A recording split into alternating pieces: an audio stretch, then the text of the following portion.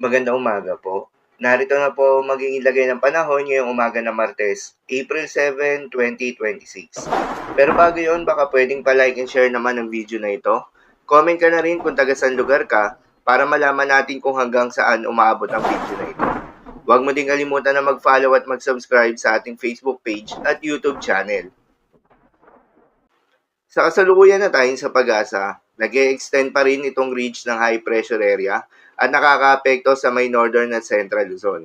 Ibig sabihin, yung mga lugar na apektado nito ay may mababang tsansa ng kaulapan na may mababang tsansa rin ng mga pag-ulan. Habang sa nalalabing bahagi pa ng ating bansa, ay asahan naman yung generally fair weather condition, mainit at malinsangan na panahon sa umaga hanggang sa tanghali, subalit hindi inaalis yung tsansa ng mga biglaan at panandaliang buhos ng ulan na dulot ng mga localized thunderstorms. Magandang balita naman dahil ayon sa pag-asa ay wala pa rin tayong binabantayan na low pressure area o bagyo sa loob o malapit sa Philippine Area of Responsibility na maring makaapekto sa ating bansa. Posibleng storm-free tayo sa unang linggo ng buwan ng Abril. Subalit maging handa pa rin tayo dahil posibleng may isang bagyo na pumasok o mabuo sa loob ng Philippine Area of Responsibility ngayong buwan ng Abril. At sakaling magkaroon nga ng bagyo, posibleng maglandfall ito sa may Caraga Region, Visayas at Mindanao at tutungo ng Vietnam o magre-recurve patungo ng Japan. O posible namang lumapit lang ito sa may Visayas at magre-recurve na papalayo ng ating bansa. Para naman sa heat index forecast, narito yung mga lugar na posibleng makaranas ng matinding init ngayong araw. 42 degrees Celsius sa may San Jose Occidental, Mindoro at Dumangas, Iloilo, na kung saan ang mga nabanggit na lugar ay nasa danger level na. 41 degrees Celsius naman sa may Catarman, Northern Samar, Catbalogan, Western Samar, Giwan, Eastern Samar, Cotabato City, Maguindanao, at Butuan City, Agusan del Norte. Habang 38 to 39 degrees Celsius naman ang posibleng maranasan na init ngayong araw sa may Metro Manila. Ang mga nabanggit na lugar ay nasa kategory ng extreme caution level na kung saan posible itong magdulot ng mga heat cramps or heat exhaustion. Kaya naman iwasan muna mga gawain na posibleng magdulot ng heat stroke at ugaliin na uminom ng tubig at magdala ng payong kung sakaling lalabas ng inyong mga tahanan.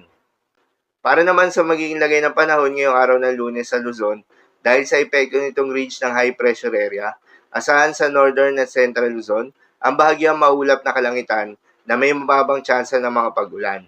Habang sa nalalabing bahagi pa ng Luzon kasama ng Metro Manila, ay asahan naman yung bahagyang maulap hanggang sa maulap na kalangitan na may kalat-kalat na mga pag-ulan o thunderstorms na dulot ng mga localized thunderstorms. Posible ang mga pagbaha o pag-uho ng lupa during severe thunderstorms. At sa Visayas at Mindanao naman ay asahan rin yung bahagyang maulap hanggang sa maulap na kalangitan na may kalat-kalat na mga pag-ulan o thunderstorms na dulot rin ng mga localized thunderstorms. Posible rin ang mga pagbaha o pag-uho ng lupa during severe thunderstorms. Madalas nabobo ang mga thunderstorms na ito tuwing hapon o gabi na nagtatagal ng 1 hanggang 2 oras. Kaya naman ingat sa mga posibleng banta ng pagbaha at pag-uho ng lupa, lalong-lalo na sa mga lugar na inuulan na noong mga nakaraang araw pa.